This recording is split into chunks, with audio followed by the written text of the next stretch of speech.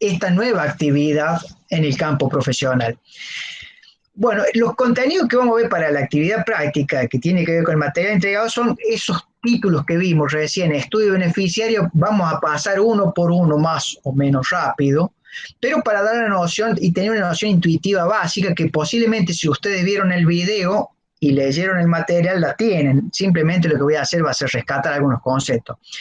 Estudio beneficiario. Los beneficiarios son aquellos productores que tienen que poner recursos, ¿no es cierto? Entonces, si van a poner recursos para forestar, tenemos que evaluar cuál es su potencial productivo, cuál es su potencial de cambio, cuál es el esfuerzo que tienen que hacer para adaptar este nuevo campo, digamos, nueva actividad, como puede ser la forestal, a su propio sistema de producción. Y tenemos que buscar la especificidad, quiénes son, qué y cuántos recursos disponen y cuánto van a poner al proyecto, qué actividades hacen, porque en la medida que nosotros conocemos las actividades que hacen, podemos conocer cómo el árbol puede contribuir mejor a estas actividades que hacen. Y después, ¿cuál será el rol de los beneficiarios en la elaboración y gestión del proyecto? Pensemos que si tenemos un proyecto de masa arbórea agregada, podemos crear una persona jurídica. A lo mejor hay beneficiarios que le interesa ser protagonista en esta nueva organización jurídica, o hay beneficiarios que a lo mejor dicen, no, yo quisiera comprar una cuota aparte y que el problema de la forestación lo arregle otra. Esta es la flexibilidad que le da la ley con este mecanismo de proyecto de masa arbórea agregada. Bueno, y por supuesto los beneficiarios, como la forestación se va a hacer en algún lugar que, en alguna tierra que está usada, van a aparecer cuáles son los beneficios que van a dejar de percibir esos productores por hacer la forestación. Entonces esto se llama beneficio neto sin proyecto y esto es un elemento importante para la evaluación económica.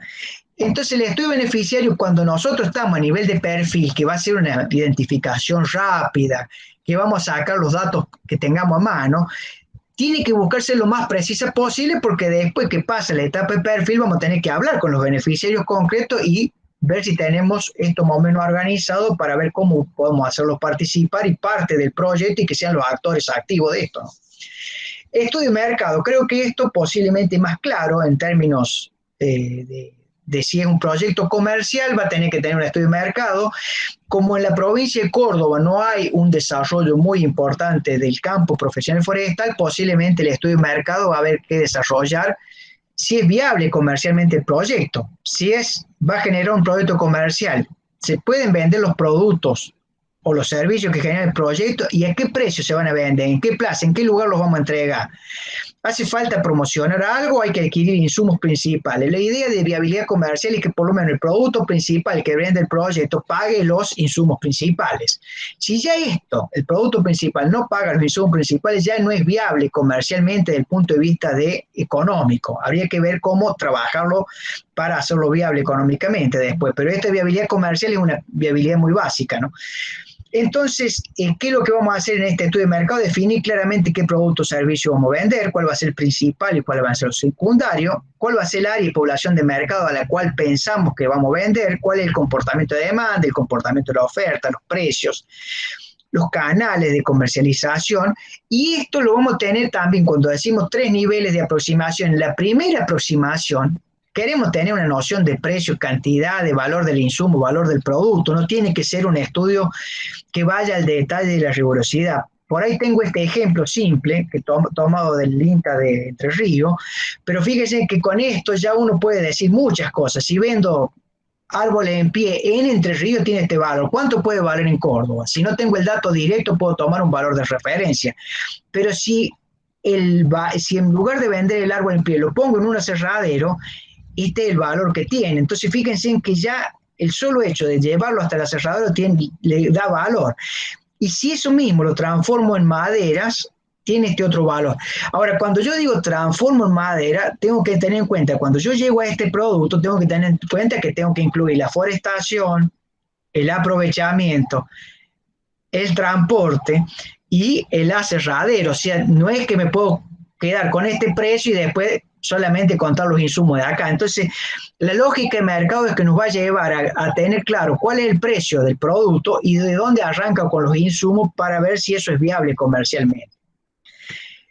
Dicho eso, la estrategia comercial o el de estudio de mercado nos debe dar los precios, por lo menos, y los tamaños mínimo y máximo del proyecto que no van a colapsar el mercado a esos precios, porque si todos los productores de la provincia de Córdoba apuntan a vender, qué sé yo, sus productos a nivel local, cuando pongamos 150.000 hectáreas forestales y que el 50% nomás sea para destino forestal, capaz que colapsamos nuestro propio mercado. Entonces, esos máximos y mínimos salen normalmente del estudio de mercado. Después de eso tenemos que tener los aspectos técnicos. Esto no quiero entrar mucho en detalle porque ustedes ya vieron todo el curso, pero estudios básicos, ¿dónde se va a localizar la parte forestal? ¿Dónde? O sea, ¿va a ser una sola parcela o va a haber varias parcelas integradas? Va, dentro de esas varias parcelas, bueno, ¿dónde van a estar? En qué tierra van a estar, qué características va a tener, cómo se localiza, si eso va a ser solamente la parte forestal o también vamos a integrar un aserradero, bueno, dónde se va a localizar el aserradero, dónde conviene más, que esté próximo a los productores, que esté más próximo a la demanda, etcétera. El tamaño, cuántos productos o servicios por año vamos a producir. Esto es muy importante, llegar al valor normal. Si uno va a montar una unidad de negocio forestal, y por ejemplo tiene lo piensa con árboles que tienen rotación de promedio de 20 años, bueno, va a llegar un momento que esa actividad comercial tendría que ser permanente, ¿no es cierto? Todos los años plantamos una 20ª parte de forestal y cosechamos una 20ª parte, la transformamos y vendemos los productos. Este tamaño en condiciones normales o idealizadas para el futuro es lo que normalmente consideramos tamaño y después cómo llegamos de acá al año 20 es lo que va a definirse con la ingeniería, que es cómo hacemos cada una de estas cosas, qué insumos vamos a usar, qué proceso vamos a desarrollar y qué productos intermedios vamos teniendo en cada momento. Con la ingeniería y con estas tres cosas vamos a tener el dimensionamiento físico y económico, o sea, si vamos a forestar tantas hectáreas, si vamos a tener que desarrollar el vivero de tal tamaño, si vamos a hacer que si la cosecha y el transporte vamos a necesitar tanto tipo de equipo para cosechar, para transportar y vamos a hacer un aserradero, bueno, todo esto que sale de la ingeniería, sale en términos físicos. Los términos físicos son el inventario. Cuando eso le ponemos, lo valoramos, estamos haciendo el dimensionamiento físico y económico y eso es lo que se va a transformar en inversiones. Y por supuesto, si nosotros queremos completar este cuadro, tenemos que tener el cronograma de inversiones, cuándo se van a hacer esa inversión, en qué momento y qué organización vamos a desarrollar para poder crear todas estas condiciones. Y a esto hay que sumarle el tema de seguridad y higiene del trabajo. En el medio rural es muy importante tener en cuenta que los accidentes laborales ocurren en aislamiento, entonces la probabilidad de mortandad de personas es mucho más grande. De hecho, curiosamente uno siempre tiene en la cabeza los daños por mortandad de, por ejemplo, la construcción. Pero en Argentina, cuando uno mira cada 10.000 habitantes, la parte de seguridad e higiene laboral en la parte agraria suele ser tan importante las muertes de personas como en la construcción o en la minería. Y en otros países donde estos temas son mejor tratados, están incluidos en las carreras de grado, están incluidos como temas importantes, se reduce eso a la mitad y en Estados Unidos se reduce 5 veces. O sea, en Argentina está por ahí escasamente incluido y por eso tenemos un nivel de mortandad muy, muy alto en el medio rural. El trabajo agrario es aislado, el equipamiento nuevo, como va a ser la parte forestal o como lo es la agricultura, requiere por ahí de cuidados especiales y al trabajar en forma aislada, en muchos casos hay poco control y atención a ese cuidado especial, así que hay que tenerlo en cuenta. Bueno, la evaluación económica y financiera, dijimos, dimensionamos la parte económica en la parte de ingeniería, pero además tenemos el tamaño que sería la cantidad que va a producir por año en el futuro, y con eso vamos a hacer el estudio de evaluación económica y financiera. Lo dividimos en dos partes y es importante dividirlo en dos partes, porque la viabilidad económica lo único que va a mirar va a ser la inversión, si los recursos que asignamos al proyecto, cuántos recursos generan. Y mientras que en la viabilidad financiera vamos a ver cuál recurso aporta el productor y con cuánto se queda el productor. Y acá vamos a ver la fuente de financiamiento, vamos a ver los créditos, vamos a ver el ingreso por subsidio del Estado, vamos a ver los impuestos por aplicaciones que tiene que hacer el proyecto del Estado. La actividad forestal, como es una actividad que tiene cierta promoción, es importante diferenciar estas dos cosas porque uno debería tratar que los proyectos forestales sean lo más viable posible y tratar de elegir los proyectos que agrandan más la torta y posteriormente irse a la viabilidad financiera, porque como acá hay recursos que vienen del Estado y recursos que se van al Estado, pero al productor le queda un diferencial, que mejoremos la forma de desarrollar la parte financiera para cada tipo de productor. Bueno, esto de estudio de viabilidad financiera, acá es donde entra que se los subsidios de la ley forestal de 25.080, que está modificada por la 27.487, pero esto debe decir hasta 300 hectáreas, pero por ejemplo, si en el año 2019, que es cuando se hace el pago, se paga a periodo vencido, un productor hubiese forestado, hasta 300 hectáreas podría haber recibido, que sea 21.000 pesos de compensación para cubrir los costos de producción que había incurrido en el año 2017-2018. Esta ley está vigente, o sea que a la medida que hagamos estudios podemos mejorar la viabilidad financiera. Lo mismo pasa con los decretos, este decreto 2111 que permite degravar impuestos de inmobiliarios por cada hectárea forestada, o esta misma que la que estamos tratando ahora, que tiene un mecanismo para reducir la parte impositiva. Esto conviene hacerlo después que hemos hecho la viabilidad económica. Bueno, organización y dirección de inversiones. Si uno tiene el estudio técnico, el estudio económico, la viabilidad, y el estudio técnico normalmente se vincula directamente con esto, es decir, cómo vamos a organizar la ejecución y cómo vamos a organizar después la operación si hay un negocio forestal. Si un bien y servicio ecosistémico y ha tenido escala el proyecto, también en la operación vamos a tener que tener profesionales manejando la estructura.